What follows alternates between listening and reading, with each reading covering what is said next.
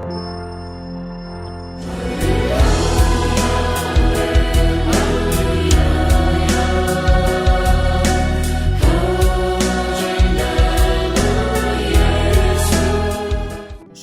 Bapak Ibu yang dikasihi Tuhan Yesus, mari kita berdoa.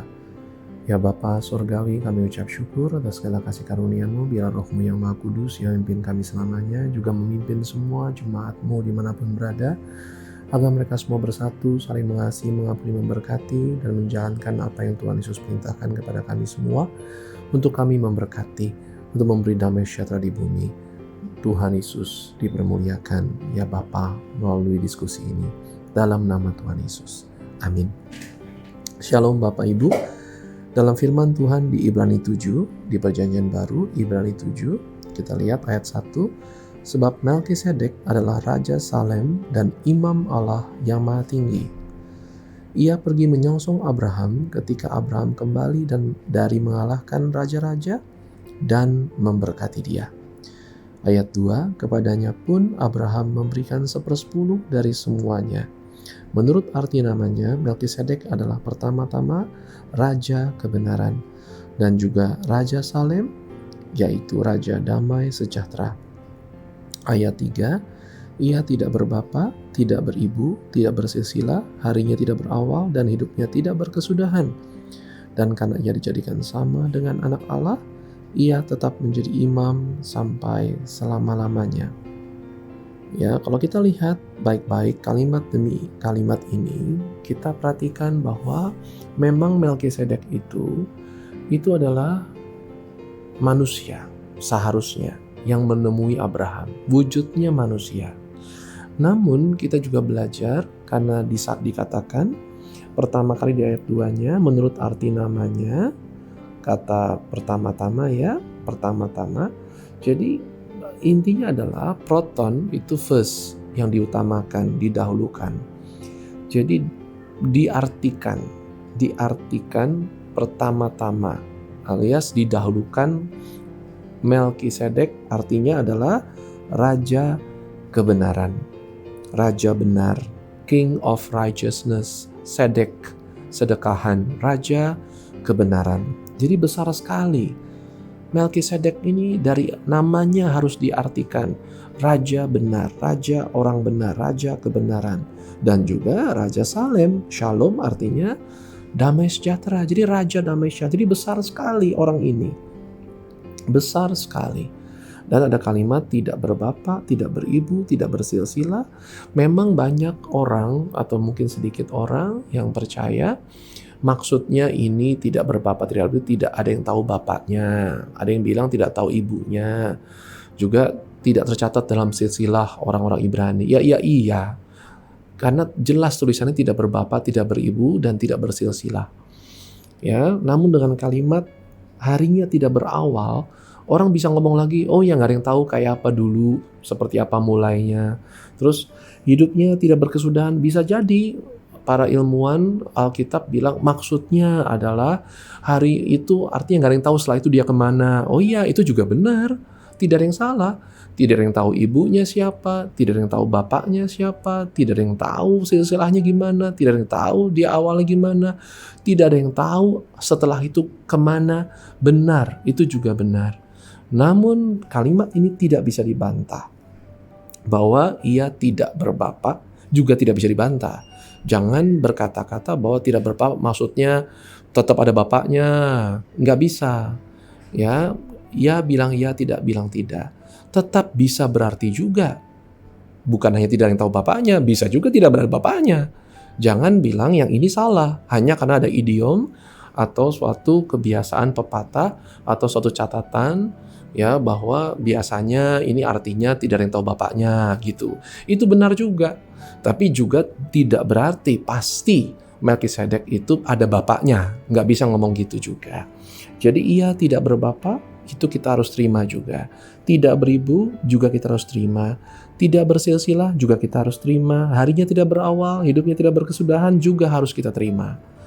Sehingga tidak diputus bahwa ini pasti orang, ya, karena bisa juga bukan orang. Dan dengan istilah dan sangat diutamakan, namanya didahulukan, harus diartikan pertama-tama Raja benar, ya, dan juga raja damai sejahtera, ini sangat merujuk kepada sifat kealahan, ya, sangat merujuk, ya, apalagi dengan ada kalimat karena ia dijadikan sama, jadi seperti anak Allah. Jadi Melkisedek pada waktu ketemu Abraham itu tidak bisa disebut anak Allah, ya, yang karena memang Yesuslah namanya harus disebut sang anak Allah. Melkisedek harus disebut sebagai imam Allah yang maha tinggi, tapi tetap raja Shalom dan juga raja benar. Nah, jadi disamakan seperti anak Allah. Jadi ini anak Allah to be, seakan-akan begitu. Nah, tapi ada kalimat ia tetap menjadi imam sampai selama-lamanya. Dengan kalimat menjadi imam sampai selama-lamanya memastikan bahwa kata selama-lamanya, ya, ini benar ya, selama-lamanya. Ini menunjukkan suatu konsep serius, ya, bahwa karena kalau kita bicara dienekes atau selama-lamanya, ya, itu seterus-terusnya. Jadi nggak bisa berakhir. Apalagi dipakai di Mazmur 110 bahwa peraturan Imam Melkisedek ini diucapkan oleh Daud, ya, menjadi imam sampai selama-lamanya. Sehingga seorang Melkisedek adalah imam sampai selama-lamanya. Jadi ini pasti bukan manusia. Ya, jadi kita harus percaya betapa seriusnya kita membicarakan ini karena seorang Abraham memberi 1/10 dari semuanya kepada seorang Melkisedek. Semuanya. Seperti apa, gimana cara membawanya dulu, sebesar apa, dan dengan kalimat bahwa memang jelas ayat 7 memang tidak dapat disangkal bahwa yang lebih rendah diberkati oleh yang lebih tinggi. Di sini kita tahu bahwa Melkisedek lebih tinggi dari Abraham. Ya, lebih tinggi, ya, memang ada pendapat-pendapat juga bahwa kemungkinan dari traktat rabi-rabi, ya, bahwa ada yang berpendapat rabi, orang pintar, orang hebat, berpendapat ini maksudnya adalah Sem, ya, Sem mungkin putranya Nuh dalam hal ini. Ya, namun kita percaya kalau itu jelas ada bapaknya, yaitu Nuh. Gitu, ya, dan ada akhirnya, tercatat ada akhirnya, bukan tidak berkesudahan, dan tidak pernah ada catatan dia imam, apalagi sampai selamanya, dan tidak pernah ada catatan dia disebut raja benar dan raja damai sejahtera. Bapak Ibu, mari kita percayai bahwa Tuhanlah yang mau memberkati kita, membawa roti dan anggur dalam Kejadian 14. Imam besar kita ini yaitu Yesus yang mendekati kita. Melkisedek yang memberkati Abraham, dan dia yang berkata, terpujilah Allah yang memberkati Abraham, memberikan musuh-musuhnya kepada Abraham.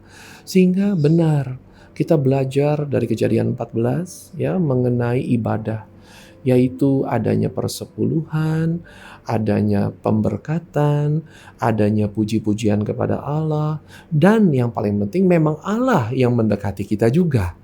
Bukan Abraham yang mendekati imam Allah yang maha tinggi ini, tapi justru Melkisedek, imam Allah yang maha tinggilah yang mendekati Abraham. Dan ternyata memperkatakan bahwa sebenarnya Allah lah yang telah memberkati Abraham mengalahkan musuh-musuhnya. Demikian sedikit informasi, bacaan, diskusi yang menguatkan kita bahwa Tuhan mau kita semua menjadi lewi-lewinya Allah, imam-imamnya Allah, ya, imam-imam dari Tuhan Yesus. Orang-orang biasa, ya, termasuk Paulus dari suku Benyamin, bukan golongan imam, tapi dia dipilih menjadi imam. Ya, dan kita kelak diangkat sebagai raja-raja dan juga imam-imamnya yang sesungguhnya. Dan kita di bumi dipanggil untuk memberkati, maka kita sah menjadi golongan imam versi kekristenan. Mari kita saling memberkati, mengasihi, mengampuni, mengucap berkat, karena tidak ada yang bisa mengampuni dosa kecuali Allah.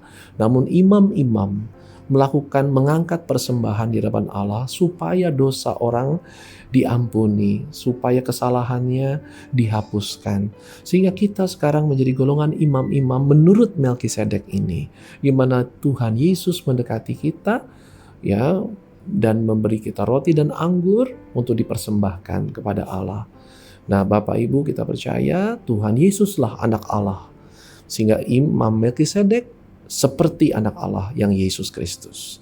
Namun Yesus Kristuslah yang dipersembahkan sebagai anak Allah yang tunggal. Namanya jelas Yesus, anak Allah kita yang dipersembahkan.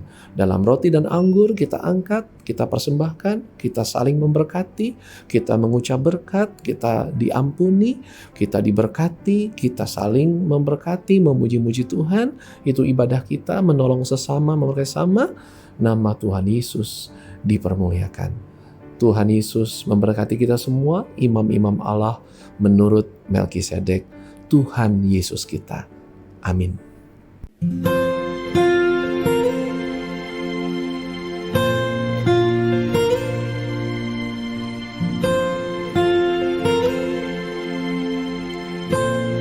Indah kasih Allah mengatasi segalanya, indah kasih Bapa pada anak-anaknya.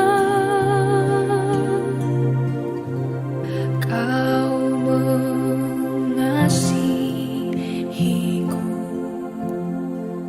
mengorbankan nyawamu, kau beriku hidup, Yesus juru selamatku.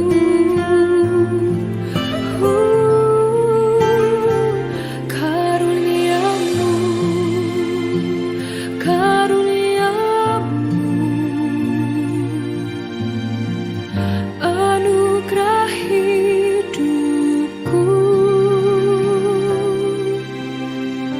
belas kasih-Mu, ya Allahku, selalu